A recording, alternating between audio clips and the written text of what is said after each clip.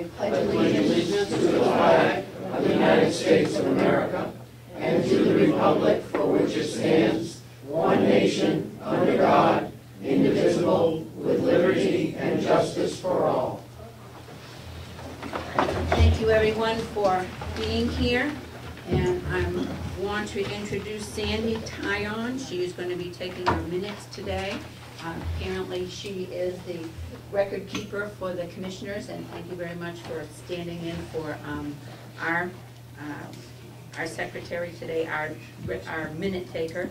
And what I'd like to do is start with Representative Babson, who is down over there, and just repeat your name so that Sandy will know who you are. And today, if you talk, or if I call on you, would you please be sure that you state your name so that she will get to figure out what your voices sound like. Okay, go ahead, Representative Babson. Dave Babson. Dave Knox. Lori Pattendale. Frank McCarthy. I'm Betsy Patton. Joe Fleck. Norman Tregenza. Harry Merrill. Dino Scala. So welcome and thank you very much. You know the commissioners, I assume. Yes, okay, good enough to see you. Okay, one of the things that I did get a request on is that we have a person from DES here today. The commissioners wanted to get some information regarding the possibility of whether or not we would be able to have a laundry in the old nursing home, well, wherever the laundry would be, do in-house laundry, and what the toll would do on our septic system. So they asked for the person from DES to be here, and if you would like to come up, announce your name, and if everybody would listen. This is for our information to find out whether our septic system is large enough or not. So, Ladies and gentlemen, this is Mitch Walker. He is the head guy for wastewater in Concord. He's the one that issues our permit for our wastewater discharge. He would like to speak today in regards to the laundry.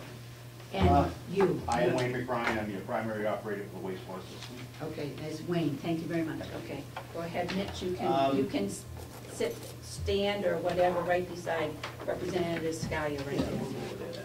And everybody can. Like he said, I'm Mitchell Walker. I manage the groundwater discharge permitting program, which handles all wastewater discharges to the ground or groundwater above 20,000 gallons a day.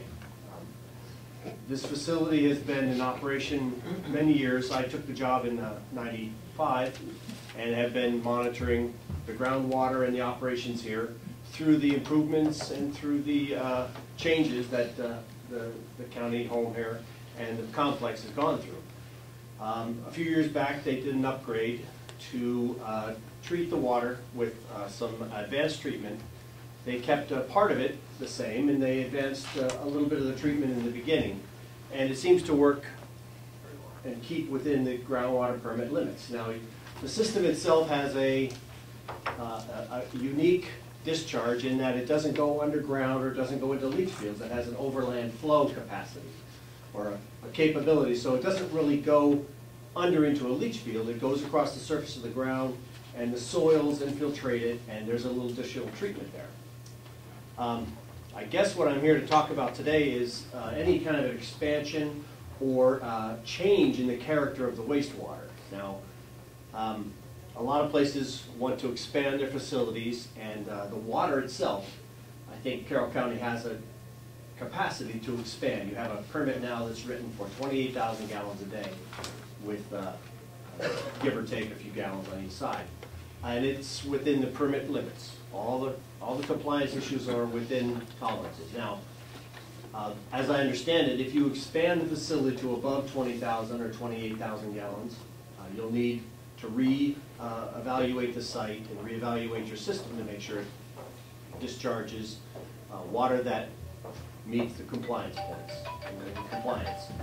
If you add facilities such as food processing, laundries, those types of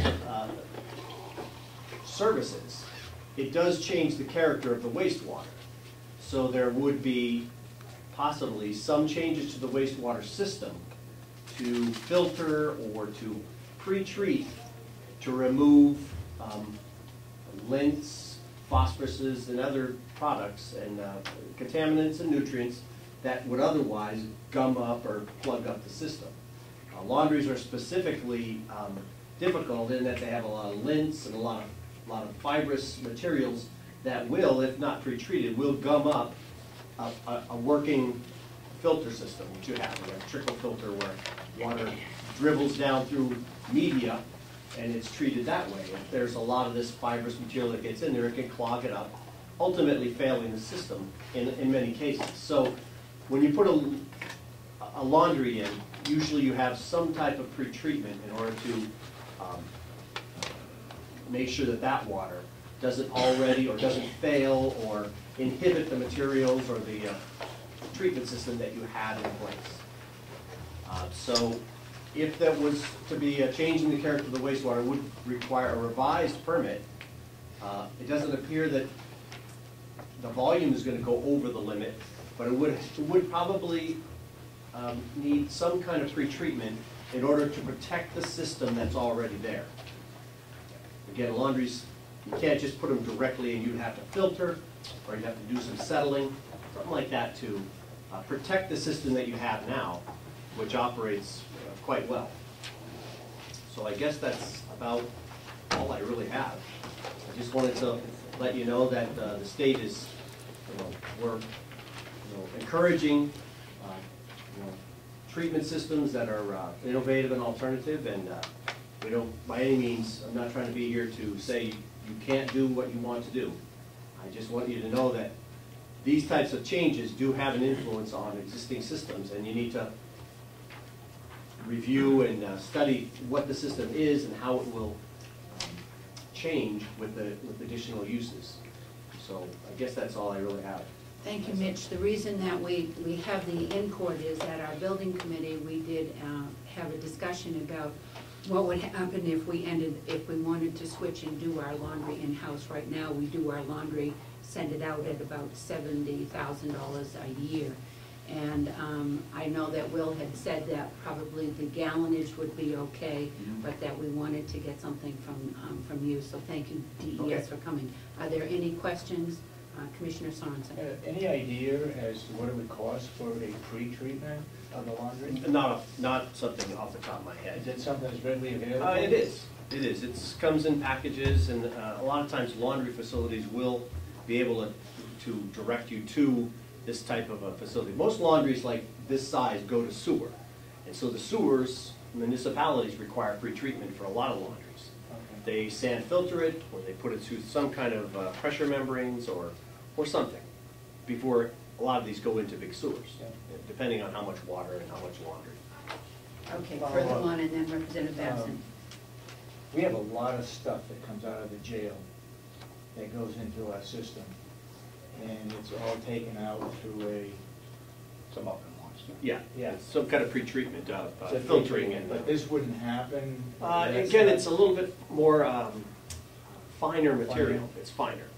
Anybody's laundry, you have a lint fabric catch in your laundry system, and just multiply that by 1,000 times, and you can understand that if that gets past your Muffin Monster, past your pre-treatment works, it gets into the actual bacterial treatment system, it will plug it up, and ultimately you have to replace it.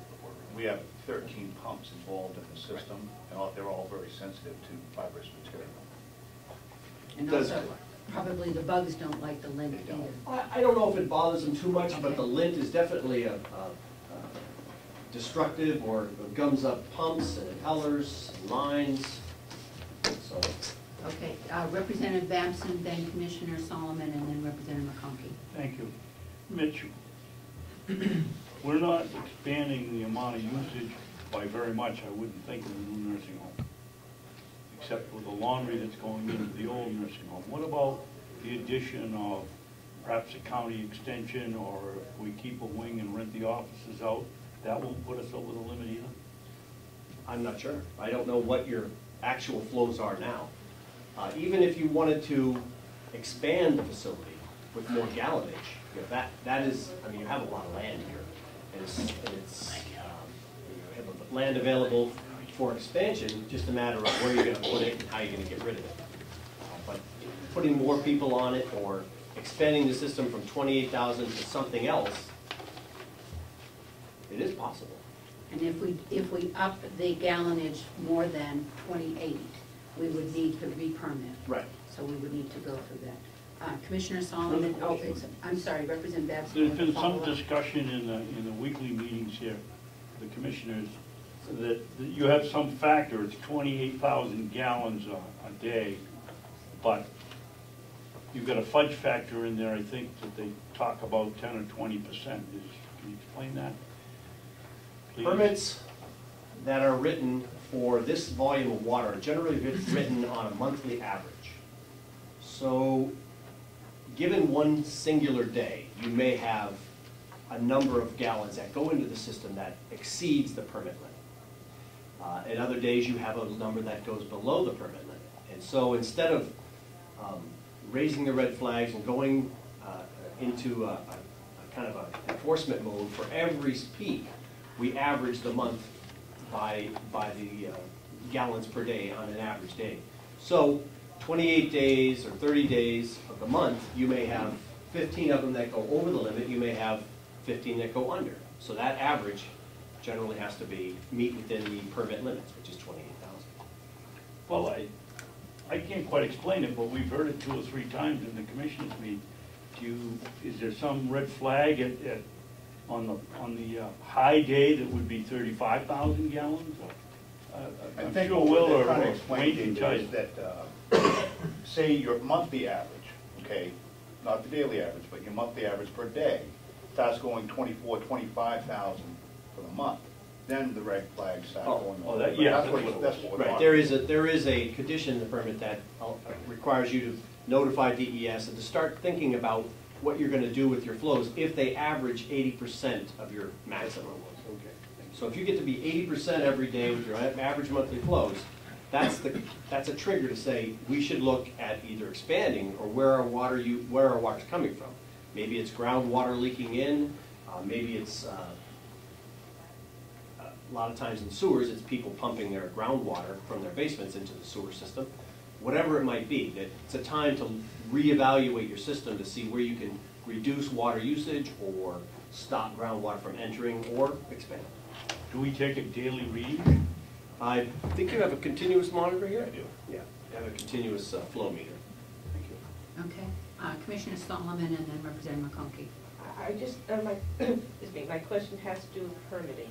Did you say that presently we do not have to do any further permitting, or do we? You have to carry your Just carry regular what we permit, have? but it's not, it's in compliance. The groundwater and the treatment works are within what the permit requires. Okay, Representative McConkey. Thank you, and I do appreciate you being here. I apologize for not hearing your full presentation. The county was permitted, I'm hearing somewhere in the neighborhood of 28,000 gallons. And that was figured on design flows. It was figured on what the jail should be. It was figured on what everything that's on there. If we go changing what is on there, if we go expanding and adding buildings, adding office space and stuff, which is admittedly not much of an addition, but it is an addition. Does our permit require that we're supposed to update what it is we're doing, or is our permit allowing us up to that gallon? Because it had to be designed. That's number one. Number two, when we're looking at a laundry facility, the state has a very high number for doing laundry if it was a small system. So I would ask you that you, again, have to be looking at design numbers, not the latest and greatest washing machine that only produces 5 gallons per load. I want to know if I'm correct on that. And any work... Representative McConkey, why don't you let him answer your first two, and then I can keep up with you. The first one is you can add facilities up to the 28,000 without changing the permit. So if you wanted to add offices, you have a permit for this many gallons a day to go to the ground and groundwater. The second one is if you add the laundry, maybe you should ask me the second question Hanks, I don't want to incorrectly respond. On if